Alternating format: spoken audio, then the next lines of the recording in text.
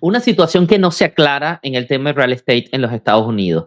¿Qué está pasando? Estamos como en un letargo porque se esperaba un boom, se esperaba un renacer con la bajada de las tasas de interés y nada de eso ha sucedido. En contrario, las tasas de interés han empezado a subir nuevamente. ¿Qué está sucediendo en la economía? Realmente todo el final del 2024 viene siendo como una caja de sorpresas. Se ha abierto una nueva economía en que esperábamos que fuese el cambio y resulta que no ha venido ese cambio. Los inventarios siguen subiendo, pero no a los niveles que se esperaban. No hay movimiento en las ventas. Tenemos unas últimas 3 semanas de unas elecciones presidenciales. La Fed se nota ahora muy preocupada por lo que está sucediendo en la economía. ¿Cómo está el sector inmobiliario en general? Detenido. Sin embargo, nosotros en el podcast, como siempre, semana a semana, vamos a analizar los números, qué hay de precios, qué hay de inventario, cuál es el forecast, qué es lo que se prevé que vaya a pasar en los próximos meses. ¿Por qué? Porque esperábamos un 2024, un 2025 que era un cambio total. ¿Realmente el 2025 pintará como un cambio total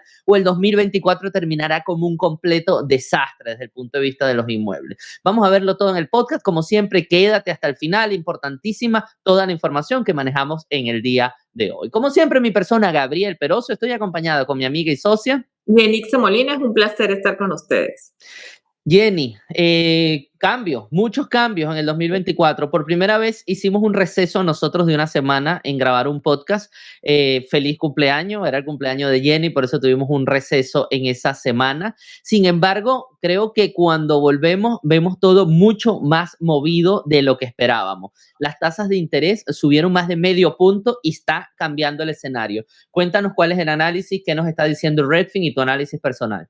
Fíjate, comenzando por mi análisis personal, realmente lo que siempre hemos comentado, las tasas de interés se mueven, obviamente todos estamos pendientes de los anuncios de la Fed, pero adicionalmente hay otros factores que cambian las tasas de interés y que realmente son difíciles de predecir. O sea, realmente por eso nosotros siempre le decimos a nuestros clientes, prepárate tú y procura hacer el mejor perfil financiero para lograr una buena tasa de interés. La economía a veces es incierta y hay muchos factores que pueden cambiar las tasas de interés. ¿Qué ha sucedido? Bueno, sabemos que la semana pasada subió medio punto la tasa de interés después de haber disminuido casi 6,08, lo cual hizo que el mercado se moviera. ¿Cómo se movió el mercado? Aquí el artículo de Redfin nos lo dice. Fíjate, hubo un aumento del 2% año a año en lo que son las ventas pendientes. Eso es bastante. Realmente a nivel nacional un 2% en aumento de las ventas pendientes es un buen número. Pero el mejor número es la solicitud en las compras de hipotecas. Hubo un 8% más de solicitud de las compras de hipotecas. Eso lo podemos ver por aquí abajo. Y por último, las solicitudes de compras de hipoteca aumentaron un 8%, que es un número bastante bueno. Aquí lo vemos, subió un 8%. Y los intereses, la tasa hipotecaria 6,61%. Sabemos que llegó al 6,08, lo cual hizo que se moviera mucho el mercado. Adicionalmente, ¿qué pasa con el inventario? ¿Qué pasa con las propiedades? Tenemos un 5,7% de nuevos listados. Eso continúa una tendencia que ya venía marcada en el mercado. Seguimos con el aumento de inventario. Gabriel, básicamente también hay algo que menciona el artículo. Dice que de alguna manera en estas 2 semanas por los huracanes, tanto Elena como Martín ha hecho que lo que es el estado de la Florida se quede bastante en cuanto a lo que son transacciones inmobiliarias. Aquí abajo me muestran los números. Dice, las ventas pendientes cayeron un 17,6%, la mayor día de las 50 áreas metropolitanas más pobladas de Estados Unidos. Tenemos Tampa, 15,5% y Miami, 14,8%. Factores economía, pero también los huracanes. Básicamente los huracanes hacen que todo el mundo enfoque su atención en otros factores de seguridad personal y no en las compras de propiedades. Sí, efectivamente va a haber un impacto en Florida, lo vamos a ver en el podcast del miércoles cuando hablemos de Florida, porque no solo el tema puntual de que el mercado se paralice por algunas semanas, sino adicionalmente toda la destrucción, todo el daño ya había un inventario subiendo, pero eso afecta muchísimo. Otra cosa, han pasado 3 huracanes, Jenny, por la Florida. Eso genera un impacto, lo analizamos el miércoles en detalle. Vamos a revisar por mi parte, tengo lo que tiene que ver con inventarios, cómo están los inventarios. Aquí estamos viendo un gráfico que es de Lance Lambert, de Resi Club, procesando información de Realtor.com. Estamos viendo cómo el escenario 2024 cambió en el mes de mayo, junio, con más inventario que los años post-pandémicos, y no estamos llegando a los niveles prepandémicos, pero la línea continúa en ascenso. Interesante, Jenny, ver que estamos cerca de llegar a 1 millón de viviendas disponibles para la venta en todos los Estados Unidos.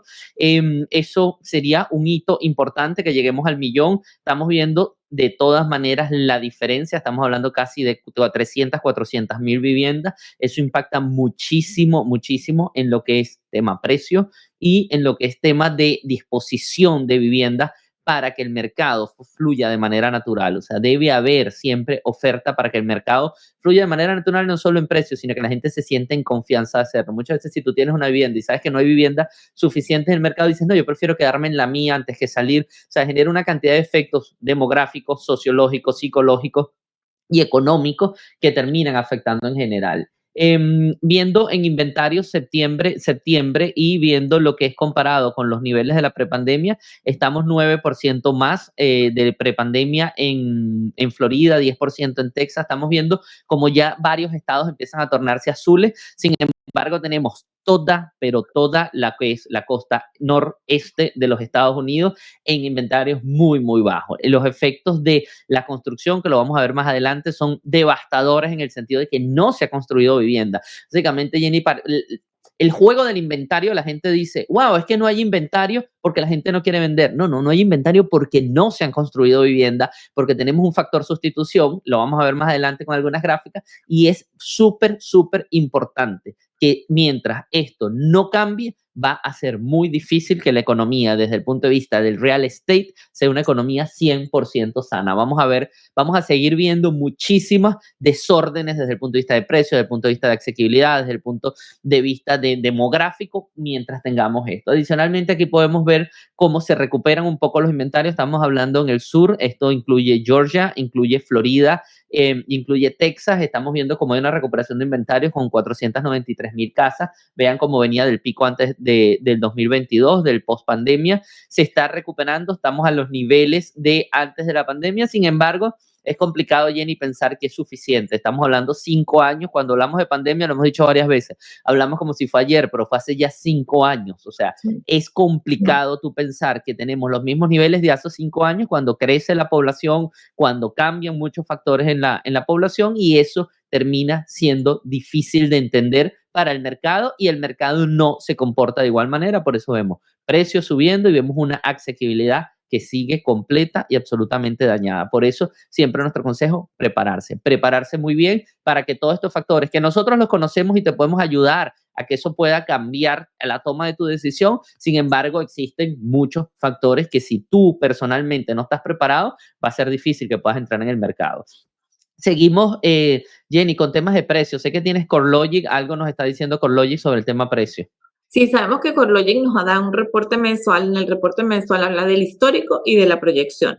Fíjate, el histórico, esto es agosto del 2024, tenemos un incremento de precios del 3.9%, un descenso en el último mes del 0.1%, pero ¿cuál es el pronóstico? 2.3% en incremento de precios de agosto del 24 a agosto del 25. Fíjate, adicional a este aumento de precios, yo quisiera hacer una comparación con los reportes de los meses anteriores para ver cómo ha ido cambiando. Y me remonto al de abril del 2025. Fíjate, en abril del 2025 la proyección era 3.4 y el histórico era 5.3. Y si vamos corriendo en los meses, tenemos 3, 4.9, luego 2.3, 4.7, 2.2, 4.3 y 2.3, 3.9. Básicamente estamos viendo una desaceleración en el incremento de precios, y en lo que es la proyección también hay una disminución. Pues realmente todo esto viene por muchos factores. Tenemos las tasas de interés que estaban bastante altas hace un par de meses, y adicionalmente el inventario. Pero sobre todo es lo que vemos. La disminución en el aumento de precios está sucediendo en promedio a nivel nacional y el forecast está también disminuyendo en el 2025, a pesar de que se proyecta una disminución en los intereses, los precios no van a aumentar en lo que es normal, lo que se dice que es normal, 4%, 5%, que ese es el promedio normal. Adicionalmente, tengo otras cosas que mencionar de este artículo, Gaby. No sé si tienes algo que decir en referencia a esto.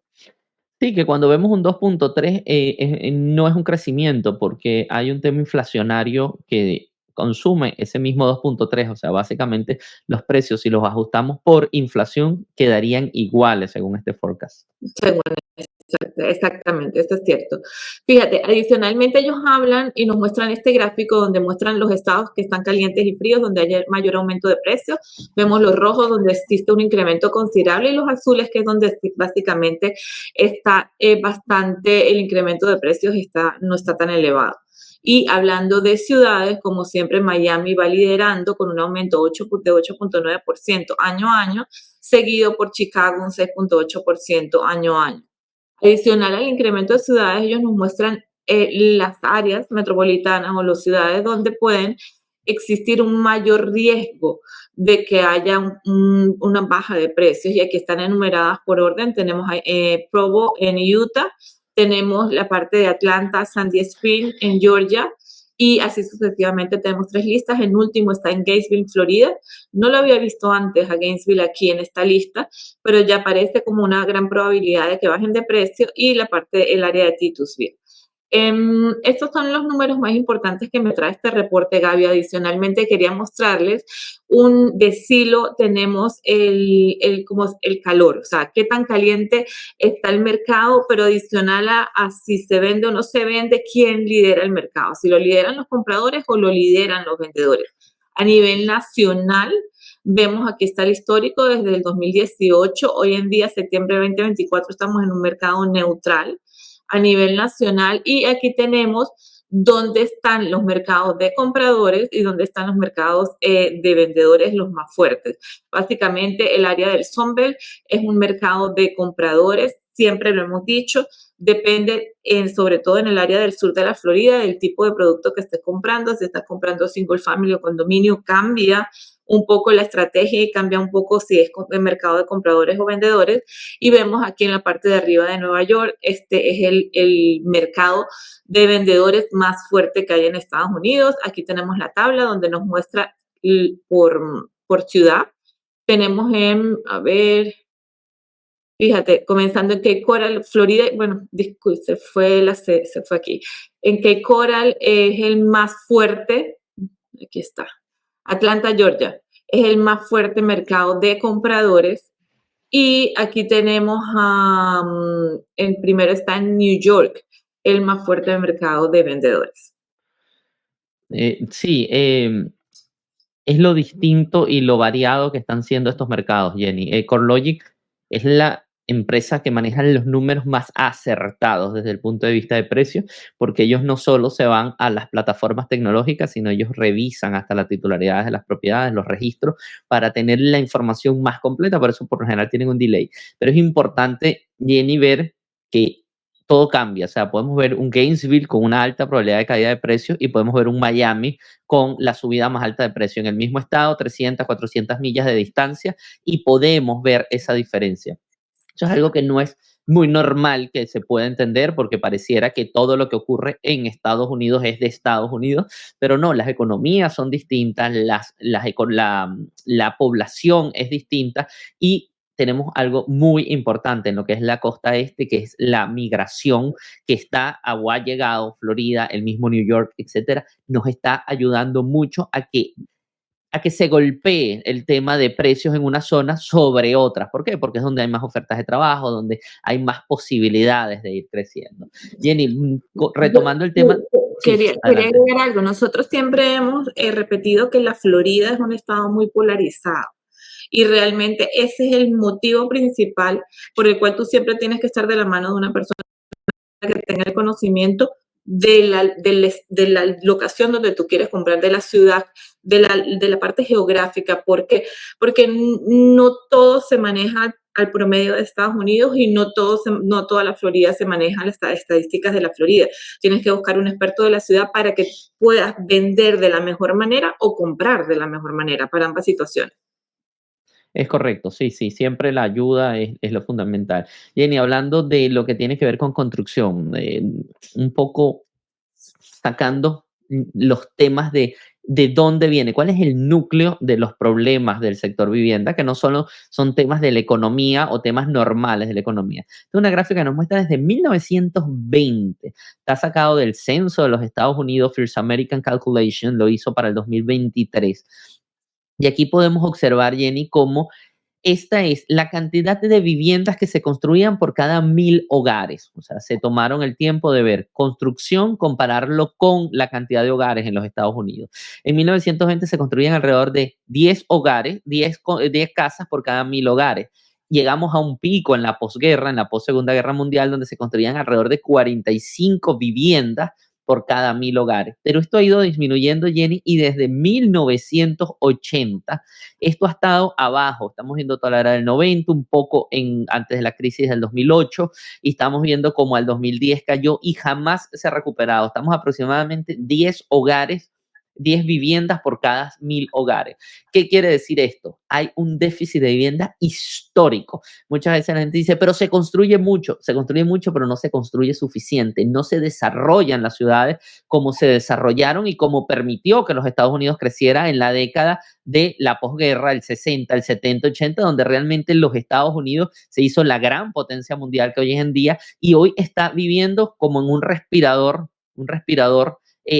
mecánico, todo lo que tiene que ver con el tema del real estate. Con un adicional, los expertos hablan que desde el año 2000 hasta el 2020, no solo no se ha construido vivienda, Jenny, no solo a nuestra gente que nos escucha, no es que no se ha hecho la vivienda, sino está el factor de reposición de vivienda. Todas estas viviendas de 1920 que se construyeron del 30, del 40, son viviendas que ya tienen 60 años, que muy probablemente ya no están en condiciones de ser habitadas. O sea, no solo que todas estas viviendas ya no están en el inventario, muchas de ellas, y deben sustituirse. Entonces, no construyes y no sustituyes o no reemplazas, la crisis se hace mucho, pero mucho mayor. Por eso la asequibilidad hoy en día está aproximadamente un 7 puntos de el income versus la posibilidad de comprar una vivienda. En esta época, Jenny, era 3 puntos, 2 puntos. O sea, tú con 2 salarios anuales, o con 2 ingresos anuales, tú podrías comprar una vivienda. Estamos en 7 ingresos anuales para comprar una vivienda. Esto es una bomba de tiempo para nosotros, para entenderlo nosotros. Debe haber mucha más construcción y a eso se añade el siguiente factor, la construcción. Estamos viendo como desde el 2003 ahora hay mucha más construcción para renta que para venta. Esto es, hay un 9.5 de toda la construcción que se hizo en los Estados Unidos es construir para rentar. Entonces hay factores que hacen que sea muy difícil la accesibilidad de vivienda simplemente porque no hay una oferta real, una oferta sólida, una oferta que vaya a permitir que el mercado esté en sanidad. Y eso demográficamente se traduce, Jenny, también en que todos quieran vivir en el mismo espacio geográfico. De todos se quieren seguir viviendo en New York. New York es una ciudad que tiene 100 años como una metrópoli, pero sigue siendo New York el único polo. Hay que empezar a desarrollar, es parte de lo que se ha entendido en el sector vivienda, por lo menos en Miami ha pasado, tú lo sabes, Boca Ratón se ha venido desarrollando más, Fort Lauderdale se ha venido desarrollando más, el sur se ha venido desarrollando más, o sea, los polos se tienen que ir saliendo de que todos quieran vivir en el mismo espacio. ¿Por qué? Porque efectivamente no podemos seguir viviendo con las ciudades de hace 100 años, no hay manera de vivir sobre las ciudades de hace 100 años, hay que construir nuevas ciudades, hay que seguir creciendo hacia las afueras de la ciudad y que estas afuera también sean polos interesantes de desarrollo de la recreación, de la cultura, que te atraigan a ti, porque muchas veces también la gente dice, yo me voy a ir a vivir a Naples, pero después llegas a Naples y dices, wow, pero aquí a las 8 de la noche no hay nada que hacer. Sí, no hay nada que hacer, eso tiene que desarrollarse y tiene que cambiar. Entonces la gente dice, no, yo quiero seguir viviendo en Miami porque en Miami es donde yo me recreo. Entonces hay una necesidad demográfica y hay una necesidad de país de cambiar con esto. ¿Por qué? Porque la vivienda va a seguir siendo tan complicada mientras no existe un cambio de políticas en el desarrollo de las ciudades. Jenny, continuamos. ¿Con qué continuamos? Con las rentas, justamente. Sí, mira, fíjate, ¿qué ha pasado con las rentas a nivel nacional? Básicamente han mantenido el precio año a año, lo que han aumentado es un 0,6%. Aquí en este gráfico podemos ver, ellos dividen las rentas por número de habitaciones. El rojo me muestra el promedio de todas las habitaciones. Tenemos 3 habitaciones, 2 habitaciones y lo que son estudios o de una habitación. Y vemos en estos últimos meses han tenido, básicamente se han aplanado los precios, no ha habido un incremento, en algunos un aumento leve y en otros una disminución leve, nada que marque la diferencia. Sin embargo, esto es a nivel nacional y como nosotros lo hemos repetido, hay diferentes mercados. ¿Qué sucede? Ellos nos están dividiendo el mercado por donde han aumentado las rentas. Tenemos aquí varias ciudades, tenemos Washington, Playa Virginia, con aumentos del 12%, 11%, son bastantes incrementos de incremento en precio año a año en el valor de una renta. Y también nos muestran dónde han bajado los precios. Y tenemos todo lo que es el área del Sunbelt. Tenemos en Jacksonville, Florida, en North Carolina, tenemos California, en San Diego, Texas, Florida. Tenemos descensos desde el 11% en el valor de las rentas en Jacksonville hasta Miami con un 4,4% de descenso en el valor de las rentas. ¿A qué se debe este descenso? A la construcción. Como lo ha dicho Gabriel, hay que reconstruir la ciudad para dar mayor asequibilidad desde todo punto de vista, tanto para comprar o rentar, y esto nos lo muestra la disminución en precios y en su gran mayoría es debido a la construcción de multifamilies. Básicamente aquí tenemos una pequeña tabla también donde dice la disminución por el número de habitaciones es realmente bastante baja. Lo más importante es saber en la ciudad donde tú estás buscando renta, si es que estás buscando una renta, y verificar si está disminuyendo o si está aumentando, porque a nivel nacional está estable, pero vemos la polarización en los precios del aumento o disminución de precios de renta. Sí, es un tema, las rentas es la otra opción que le queda a quien no pueda comprar, pero mientras siga subiendo de esa manera, Jenny, es complicado, realmente es complicado, seguirá siendo complicado y vamos a ver qué sigue Claro, sucediendo.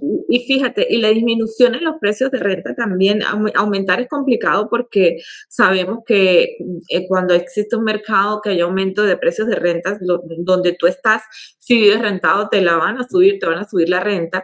Y si estás en una ciudad donde están bajando los precios de renta, es complicado que te lo bajen.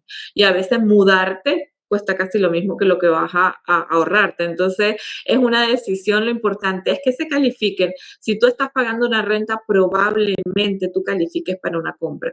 Lo importante es que estudies y te revises para ver si puedes comprar y simplemente nos contactes para ver qué posibilidades tienes. Es así, Jenny. Sigamos con las malas noticias, las dejamos al final. Tasas de interés que cerraron en 6,64 a la semana de octubre 10, octubre 11. Podemos ver cómo ha sido el brinco aquí en este gráfico. Veníamos 6,20, incluso antes de eso 6,08, pero esto ha sido el mes de octubre, 6,26, 6,53, 6,62, 6,2, 6,7 y cerraron en 6,64. Es algo que no se esperaba. La Fed iba a recortar tasas, se entendía que esa recortada de tasas de la Fed iba a generar un efecto positivo en la economía, es decir, nos estamos recuperando, ya las tasas hipotecarias habían bajado, se entendía que iban a seguir iguales o incluso iban a disminuir y resulta que hubo un pico. ¿Qué pasó, Jenny? Todo el mundo se pregunta qué pasó, diversos factores. El empleo mucho más sólido. Han llegado los reportes de empleo con empleo mucho más sólido, menos solicitudes de desempleo y eso ha hecho que la economía diga, wow, no estamos tan débiles como entendíamos para golpear la inflación, posiblemente la inflación rebote. Llegaron los indicadores de inflación, PPI, el índice de precios al productor, el índice de precios al consumidor, ambos llegaron por encima, estamos hablando de que la inflación nuclear llegó en 3,3%, o sea, es un golpe para la economía, se esperaba que llegara en 3,1, llegue en 3,3%. Se entiende que la Fed redujo tasas interbancarias y repuntó la inflación. Y adicionalmente se revisaron los números del mes de agosto y la inflación se revisó hacia la alza cuando llegaron los números finales del mes de agosto. Entonces estamos viendo nuevamente, Jenny, ese efecto en las tasas de interés. Una economía inflacionaria nuevamente. La Fed recortó 0,50. Vamos a ver qué sucede. La próxima reunión de la Fed, Jenny, interesantísima.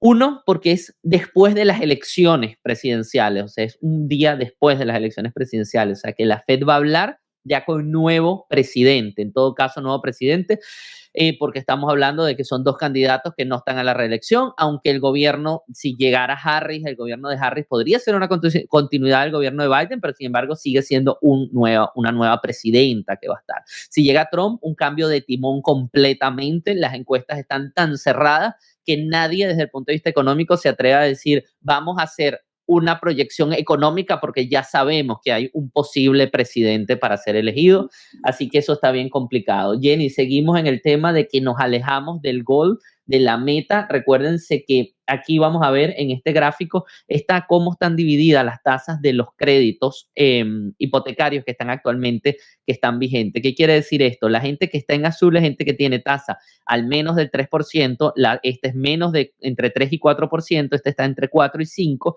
y aquí está más de 5. Eso quiere decir que el 75% aproximadamente de las personas tienen tasas menores al 5%. ¿En qué se traduce? Se traduce en esto. La cifra mágica, una vez que se hacen encuestas, donde te dicen, ¿tú saldrías a comprar una casa cuando las tasas de interés estén en? Esa es la pregunta. Y cuando tú dices estén en, el 47% de las personas dice que entre 5 y 5.50 se animarían a comprar una casa. Sin embargo, las tasas hoy están aquí. Solo el 13% se animaría a comprar una casa. O sea, la mitad de los compradores entrarían al mercado con tasas entre el 5 y el 5.5. ¿Las veremos? No. No las vamos a ver, no se esperan que la veamos en el 2025, tiene que haber un cambio en la economía muy complicado. Así que si estás pensando comprar una casa, para nuestro criterio, y un consejo realmente, porque todo el tiempo nos los preguntan, el consejo realmente, yo que vengo estudiando tasas de interés desde hace 3, 4 años, todos los días viéndolas, cuáles son los factores, nuestro gran consejo es el siguiente: es momento de comprar, no solo cuando tú estés preparado, que es el consejo básico, debes prepararte. El segundo consejo es cuando el mercado esté tranquilo. Este es un momento en el que el mercado está tranquilo. Los precios están más o menos regulares, los inventarios vienen subiendo. En un mercado como este, tú vas a poder encontrar un producto teniendo paciencia. Los precios los vas a encontrar en un precio normal para el producto que estás buscando y vas a poder entrar con una buena negociación con tu mortgage broker, buscando una tasa de interés que sea competitiva, y en 2, 3, 4 años, si hay una mejor economía, refinancias. ¿Por qué? Porque si tú estás esperando que las tasas bajen, ahí tú viste cuántas personas van a entrar al mercado. Si tú estás esperando que los precios bajen, muy probablemente van a subir. Ya viste lo que dijo Corloye. Si tú estás esperando que los inventarios sean demasiado altos para poder entrar al mercado, ya tú viste cuánto es la construcción. O sea, no hay ningún factor, ningún factor ahora en la economía que diga que el real estate va a estar mucho mejor en el futuro. Ya lo decíamos Jenny, tú y yo hablando en privado sobre un cliente, eso es un ticket de lotería. Cuando alguien dice, yo no voy a hacerlo ahora, estoy listo, si no voy a esperar 6 meses, puedes hacerlo, pero tienes un ticket de lotería. Yo no te garantizo que el precio vaya a estar igual, porque lo más seguro es que esté más alto. Yo no te garantizo que el producto exista, porque puede que se rompan los inventarios. Yo no te garantizo que la tasa esté más baja, porque muy posiblemente la economía no esté en función a que las tasas estén mucho más bajas. ¿Qué debes hacer? Hazlo ahora. Si la economía mejora, cambia tus condiciones, refinancia, vende, amplía, haz lo que quieras. Pero hoy puede ser el mejor momento para entrar. Venimos de una economía totalmente absurda desde el punto de vista del real estate y el futuro es totalmente incierto desde el punto de vista del real estate. Así que hoy que hay una mediana certeza de algo, es momento de prepararse y entrar en el mercado. Algunas palabras finales, Jenny, ya di las mías. No, sí, pero totalmente de acuerdo con lo que estás diciendo. Y Gaby, ahorita viene diciembre. Entonces, diciembre es una economía, y lo hemos visto en los años anteriores, es una economía donde se mueve, o sea, es inflacionaria, se vende, se contrata gente. Entonces, probablemente los intereses no vayan a disminuir en esta época del año. Y si tú estás listo para comprar, en mi opinión, no tiene sentido esperar. ¿Por qué? Porque los precios, sobre todo aquí en Miami, donde nosotros estamos, van a seguir aumentando cuando hablamos de single family home, que es lo que lo está buscando la mayoría de personas. Muy pocas personas están buscando condominio hoy en día. O sea, realmente mi consejo es, número uno, como lo dije a mitad del podcast, está de la mano de un asesor inmobiliario que sepa sobre el área en la que tú estás interesado a comprar. Nosotros trabajamos Orlando hacia abajo, todo lo que es el sur de la Florida, y estamos a tu disposición y a tu orden para asesorarte. Número uno, ayudarte a preparar para que estés listo y tengas tu mejor perfil para la compra de una propiedad. Y segundo, para la mejor negociación. La mejor negociación tanto en compra como en venta de la propiedad que estás buscando. Así es, muchísimas gracias a todos los que nos ven. No dejes de darle like al video, al pulgar hacia arriba. No dejes de comentar cualquier pregunta. Todos nuestros canales de comunicación debajo de este video, incluyendo nuestro curso totalmente gratuito para comprar una vivienda en los Estados Unidos. Compártelo si sabes que alguien tiene interés, envíale este video para que tenga información cierta, clara y transparente de lo que está sucediendo en el mercado de vivienda en los Estados Unidos. Y no dejes de suscribirte a nuestro canal, donde tenemos información semanal de lo que sucede en Estados Unidos, de lo que sucede en la Florida y mucho más desde el punto de vista de finanzas. Muchas gracias una vez más. ¿Dónde vivir en Miami Real Estate? Transparencia total.